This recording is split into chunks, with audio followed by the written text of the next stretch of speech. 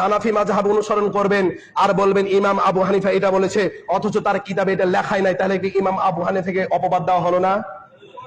ইমাম আবু হানিফাকে আমিও যতটুকু ভালোবাসি, আমার বিশ্বাস আপনি ততটুকু ভালোবাসতে পারেননি। কারণ ইমাম আবু হানিফাকে আমি অনুসরণ করি, ইমাম শাফিকে আমি অনুসরণ করি, ইমাম হাম্বলিকে আমি অনুসরণ করি। এই প্রতিটা ইমাম সাহেবের সত্য কথাগুলো আমার প্রাণে আমি মেনে নিই। প্রতিটা মুসলিমের কর্তব্য হচ্ছে প্রতিটা ইমাম সাহেবের সত্য কথাগুলো মনে প্রাণে মেনে নেওয়া। যেগুলো বাতিল সেগুলো ডাস্টবিনে নিক্ষেপ করে দিতে হবে।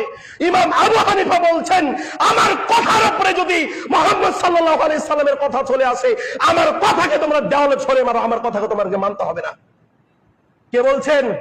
ইমাম আবু হানিফা বলছেন, তার কিতাবের ভিতরে আমার কথার উপরে যদি মুহাম্মদ সাল্লাল্লাহু আলাইহি সাল্লামের কথা চলে আসে, আমি ইমাম আবু হানিফা কে, আমার কথা শুনতে হবে না, আমার কথা পালন করতে হবে না, তোমরা পালন করো মুহাম্মদ সাল্লাল্লাহু আলাইহি সাল্লাম।